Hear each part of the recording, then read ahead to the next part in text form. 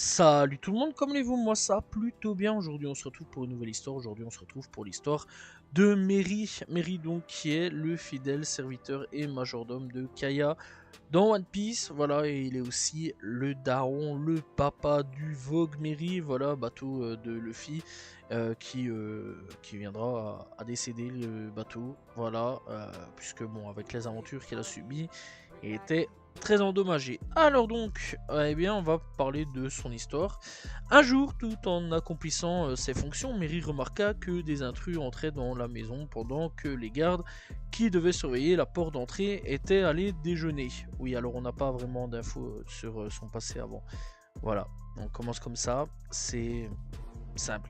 Voyant cela, donc, il alerta Crapador, un autre serviteur de Kaya, à qui donc elle avait confié donc après sa mort de ses parents, et elle poursuivit donc ses occupations ce jour-là. Il reçut donc les lunettes spéciales que sa patronne donc avait commandées. Celui-ci donc devait être donné en cadeau à son majordome pour le 3e anniversaire qu'il passait sous ses ordres de la famille. Et bien que Mary soit heureux d'être donné d'avoir donné donc son accord pour le cadeau, il a rapidement donc bien trouvé la jeune fille. Voilà, donc plus tard, dans une situation donc désastreuse, Usopp est soudainement venu à sa fenêtre et a déclaré à Crapador, eh bien étant en fait un pirate nommé Kuro. Voilà, était donc que Crapador donc est un pirate nommé Kuro, qui volait donc sa fortune, estimant que c'était encore un des mensonges de Usopp. Eh bien, elle protégea donc Kaya de celui-ci en tirant dans le bras du menteur. Cette nuit-là, donc Crapador trouva le cadeau que la jeune fille lui avait offert. Kuro donc révélant alors son vrai nom, lui annonçant donc que ce soit le croissant de lune. Il est submergé par la soif de sang, ce qui jeta donc Mary dans la confusion et la terreur, alors que donc le pirate dégainait ses griffes de chat pour satisfaire son incontrôlable intention de tuer, et lui posa la question pourquoi a-t-il un comportement si bizarre. Il a ainsi immédiatement réalisé que Usopp avait dit donc la vérité. Le fidèle majordome a immédiatement crié pour dire à sa maîtresse de s'enfuir, mais sa voix n'a pas réussi à le joindre avant que Kuro ne le frappe, le laissant sur le sol dans une mare de sang, bien qu'il ait été laissé blessé cette nuit-là, voire même presque pour mort on va dire. Il a eu de la chance de survivre et de revoir Kaya. Après donc l'avoir trouvé, il lui a raconté ce qui s'était passé et lui a demandé donc d'essayer d'arrêter Kuro. Après donc avoir été averti, Kaya a soigné donc les blessures de Mary. Celui-ci donc a demandé de garder tout ce qui s'était passé secret envers les villageois. Elle lui expliqua qu'il s'agissait d'une demande d'Usopp qui avait voulu qu'il en soit ainsi. Voilà, alors bon, on rappelle quand même, parce que c'est vrai quand même qu'au niveau du passé, à ce niveau-là, il n'y a pas grand-chose. On sait juste qu'il était déjà là depuis un petit moment, mais sans plus, hein, il n'y a vraiment pas plus à ce niveau-là. Je tiens quand même à le préciser. Mary donc ayant accepté ce souhait, elle a ensuite demandé à Kaya de donner son navire à l'équipage de Luffy en guise de récompense pour le raid dans toute cette affaire.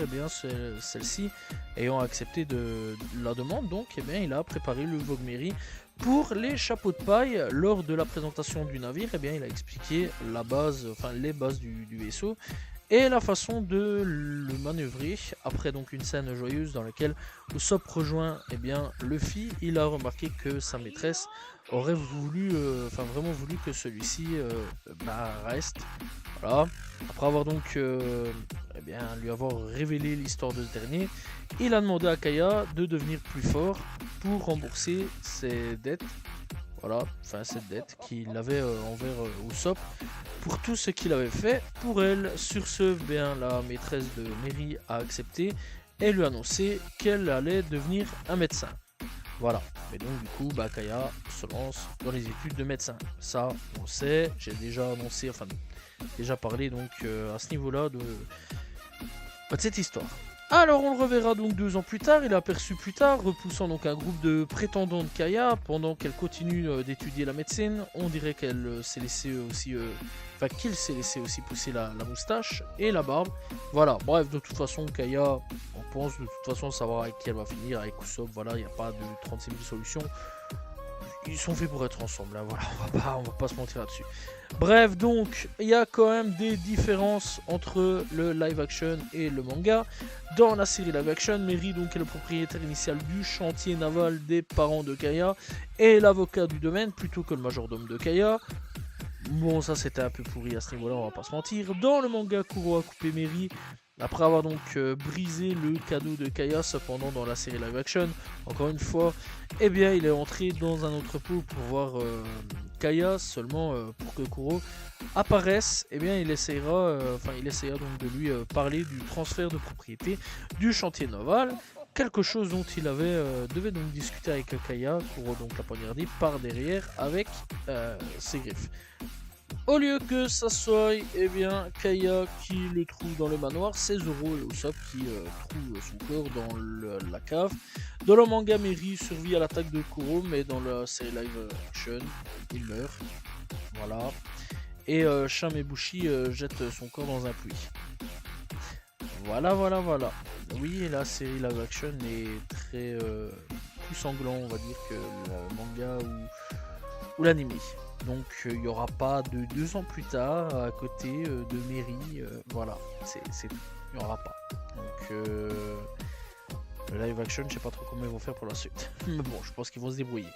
Luffy donc donne alors donc son nom au Vogue Mary pour honorer donc sa mémoire au lieu de porter auparavant son nom en raison de la conception par celui-ci. Voilà, et ça c'est toutes les différences.